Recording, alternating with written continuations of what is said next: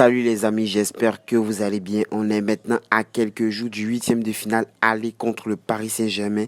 Et donc aujourd'hui, l'objectif de cette vidéo, c'est de voir si le Paris Saint-Germain est réellement favori pour ces huitièmes de finale de plus qu'il est joué sur le terrain du FC Barcelone. Donc accrochez-vous bien, on est parti pour une nouvelle vidéo.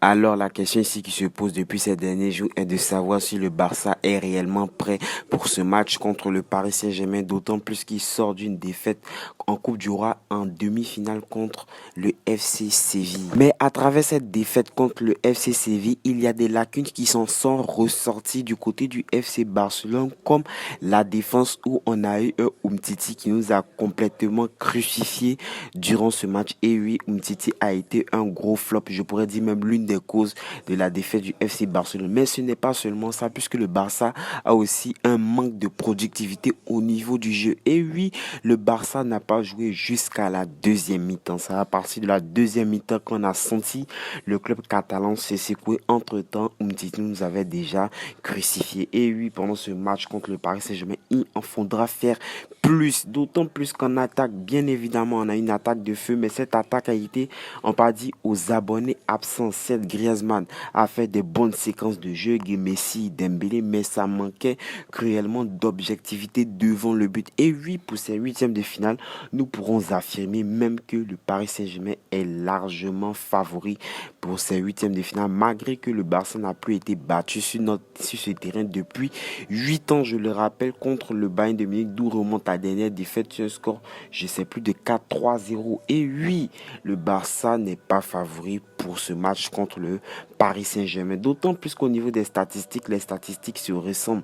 C'est 71 buts marqués pour le FC Barcelone et 70 pour le Paris Saint-Germain. Mais au niveau du FC Barcelone, dont il va falloir revoir ces lacunes-là, c'est au niveau bien évidemment de la défense, car le Barça a enregistré 35 buts encaissés, d'autant plus que le Paris Saint-Germain a encaissé 20 buts. Et pourquoi on dirait-je que le Paris Saint-Germain est favori pour ce match? C'est bien évidemment à cause de la défense. Et oui, le Paris Saint-Germain a perdu Neymar sur une blessure contre une équipe de 3e division en Coupe de France. Et oui, c'est pas évidemment une habitude, c'est une habitude. Je pense que c'est devenu une habitude pour Neymar de se blesser lorsqu'on doit jouer de grands matchs. Certes, ce n'est pas grave, mais avec cette blessure de Neymar, quoique le Paris Saint-Germain s'est jamais qualifié sans Neymar, c'est un match qui sera d'autant plus difficile puisque Marquinhos et Kimpembe derrière, je vous assure que ça fait le boulot. Et en attaque, quand tu as Di Maria et Mbappé, certes, qui n'ont pas porté l'équipe sur les deux dernières phases de Ligue des Champions, à part l'année dernière, je ne pense pas que le Paris Saint-Germain puisse faire autant. Mais aux côtés de ces deux joueurs-là, et en plus une défense et un milieu de terrain très solide, on pourrait dire que le Paris Saint-Germain est largement favori pour ce match contre le FC Barcelone. D'autant plus que du côté du FC Barcelone, certes, on a un Messi qui revient de plus en plus au top, un Griezmann qui reprend de la confiance et un Dembélé qui depuis son retour de blessure est flamboyant. Mais on a aussi de gros défauts normalement au niveau du milieu de terrain où on a un Sergio Busquets qui n'est plus productif, qui ne sait plus défendre comme avant. C'est normal, avec l'âge, il a perdu beaucoup de son niveau et surtout au niveau de la défense quand on a un connard comme Umtiti qui nous fait perdre des matchs, qui nous crucifie à chaque fin de match.